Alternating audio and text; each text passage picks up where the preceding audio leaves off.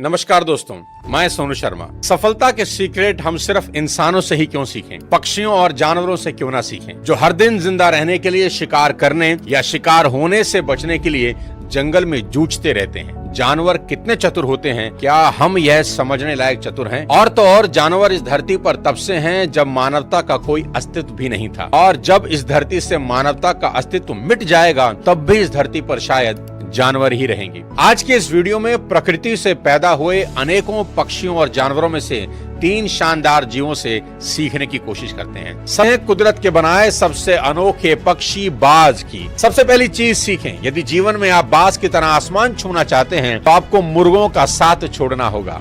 एक शानदार कहानी से समझते हैं। मुर्गी पालने वाले को एक रोज बाज का एक अंडा मिला और उसने इसे मुर्गियों के दड़बे में रख दिया। समय बीतने पर बाज का बच्चा भी मुर्गी के बच्चों के साथ पलने लगा और खुद को इन्हीं की तरह मुर्गा समझने लगा।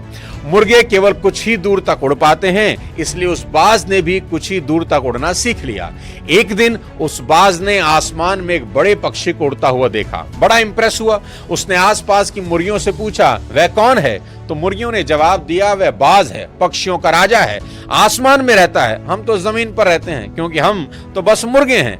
उनकी बात सुनकर वह बाज पूरी जिंदगी मुर्गे की तरह जिया और मुर्गे की तरह ही मर गया, क्योंकि जीवन भर वह खुद को मुर्गा ही समझता रहा। साथियों, ये कहानी बहुत ऑर्डिनरी है, लेकिन इसमें गहरी सीख है। अधिकतर लोग बेहद ऑर्डिनरी जीवन जीते हैं और मर जाते हैं। उन्हें एहसास ही नहीं होता कि उनके अंदर बाज के बच्चे की ही तरह कई योग्यताएं छिपी हैं, जिनको वो कभी इस्तेमाल ही नहीं करते। किसी ने खूब कहा है कि कब्रिस्तान संसार की सबसे अमीर जगह है, क्योंकि यहां आपको सभी आशाएं और सपने मिलेंगे जो कभी पूरे ही नहीं हुए। वो पुस्तकें मिलेंगी जो कभी लिखी ही नहीं गई। वो गीत मिलेंगे जो कभी गुनगुनाए ही नहीं गए। वो एक्सपेरिमेंट जो कभी किए ही नहीं गए। और ये सब इसलिए हुआ क्योंकि वो शख्स पहला कदम उठाने से पहले ही डर गया। दोस्तों, जब हम बाज की तरह आसमान छू सकते हैं तो मुर्गे की तरह क्यों उड़ें? बाज हमें सिखाता है कि हमेशा विजेताओं के साथ रहें। 10,000 फीट की ऊंचाई पर आपको कोई दूसरा पक्षी कभी नहीं मिलेगा। अगर कोई दूसरा पक्षी होगा तो वो बाज ही होगा। बाज कबूतरों से दोस्ती कभी नहीं करते। वे छोटे पक्षियों के साथ नहीं उड़ते, क्योंकि उनको कबूतर या दूसरे छोटे पक्षियों के साथ उड़ने के लिए नीचे आना होगा, क्योंकि बाकी पक्षी ऊपर नहीं आ सकते। दूसरी चीज जो आप मादा बाज से सीख सकते हैं वो है कंफर्ट जोन।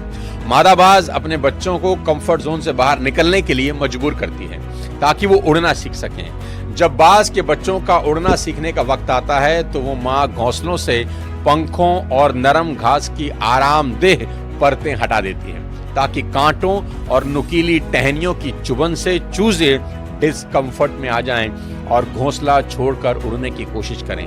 अगर चूजे फिर भी घोंसला नहीं छोड़ते तो माँ उन्हें घोंसलों से नीचे गिरा देती है और ऐसा बार बार करती है ताकि वो उड़ना सीख जाएं।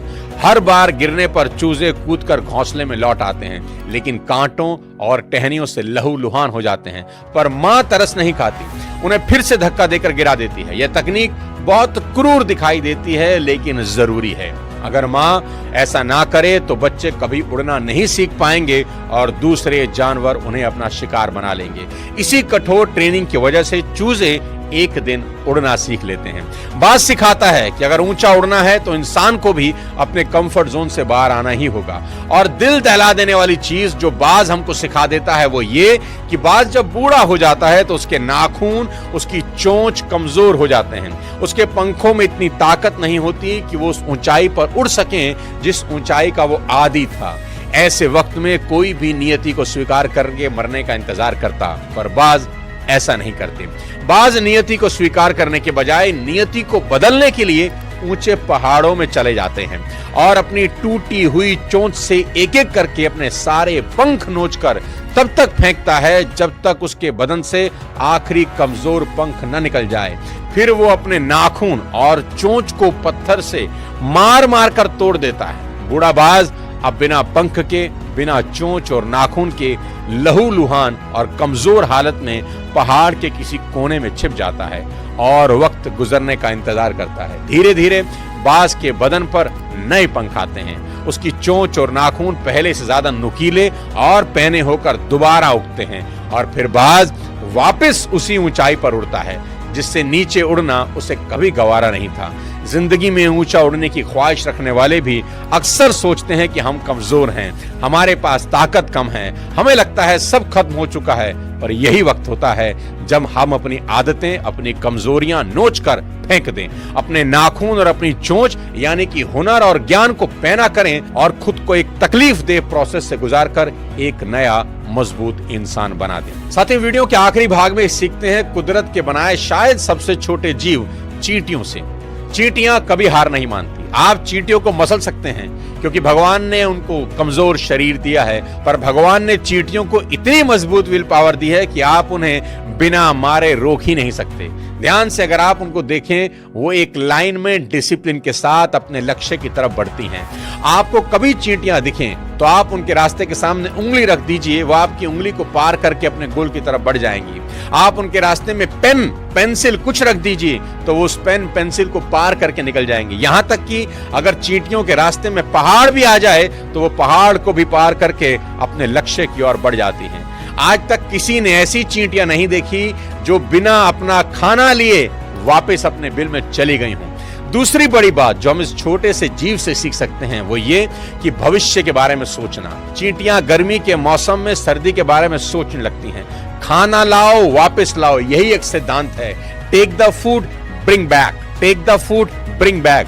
वो पूरी गर्मियां काम करते करते गुजार देती हैं क्योंकि उन्हें पता है कि वो सर्दियों में बाहर नहीं निकल सकती। चींटियां सर्दियां आने पर रोने में यकीन नहीं रखती, चींटियां सर्दियां आने पर ढोने में यकीन रखती हैं। अपने वजन का 20 गुना उठाने वाली ये चींटियां सर्दियों में भी खाली पेट नहीं रहती क्योंकि उन्होंने पूरी गर्मी इस मौसम की तैयारी की है। एग्जाम कल है, आज पढ़ूंगा, प्रेजेंटेशन परसों है, कल बनाऊंगा, मंडे से शुरू करूंगा, 1 तारीख से शुरू करूंगा। ये बहाने हमें चींटियों से भी छोटा बना देते हैं। एग्जाम आने वाला है, ये 1 साल पहले आपको पता होता है, तो फिर 1 दिन पहले का इंतजार क्यों करना। चींटियां बनिए, कल की तैयारी आज से नहीं अभी से करिए। सबसे बड़ी सीख जो आप इस नन्हे से जानवर से सीख सकते हैं वो है दिस शैल टू पास।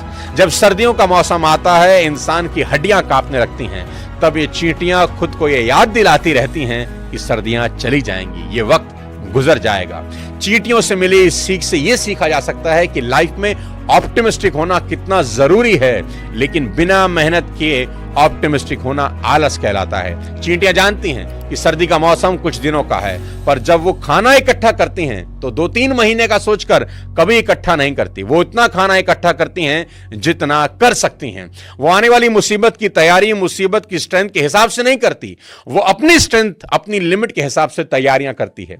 यहां सीखने वाली बात यह है कि सामने क्या होने वाला है, अच्छा बुरा जो भी, आपको बस अपना संपूर्ण समर्पित कर देना है। आपकी कोशिश, आपकी मेहनत में कोई कसर नहीं होनी चाहिए। लक्ष्य छोटा हो बड़ा हो, हमेशा जाओ और अपने मैक्सिमम लिमिट को छूने की कोशिश करो। आज कई इंसानों की बुरी हालत इसलिए है क्योंकि हम जानवरों की तरफ कभी सीखने के इरादे से देखते ही नहीं, वरना प्रकृति की बनाई हर संरचना हमें कुछ ना कुछ सिखा सकती है। जिन जानवरों को हम छोटा और तुच्छ समझते हैं, उन्हीं के बारे में मिसाल देते हुए हमारे शास्त्रों ने हमें सलाह दी है कि कौवे की तरह चौकन्ना रहो, बगुले की तरह ध्यान लगाओ। एक कौवा कंकर कंकर जोड़कर पानी को उसकी तलहटी से खींचकर अपनी चोंच के बराबर ले आता है। एक बगुला मछली के शिकार के लिए टकटकी लगाए घंटों देखता रहता है और एक कुत्ता जरा सी आहट होने पर उठ जाता है। ये गुण अगर इंसान अपने अंदर ले आए तो वो किसी भी फील्ड में कुछ भी करना चाहता हो, दुनिया की कोई ताकत उसे अपना लक्ष्य हासिल करने से नहीं रोक सकती। साथ ही उम्मीद करता हूं आज का ये वीडियो आपको पसंद आया होगा। अगर पसंद आया हो तो चैनल को सब्सक्राइब कर दें, वीडियो को लाइक कर दें और शेयर कर दें। अगले किसी और वीडियो के साथ फिर आपसे मुलाकात करूंगा। तब तक अपने स्वास्थ्य का ध्यान रखिए। Thank you so much. जय हिंद।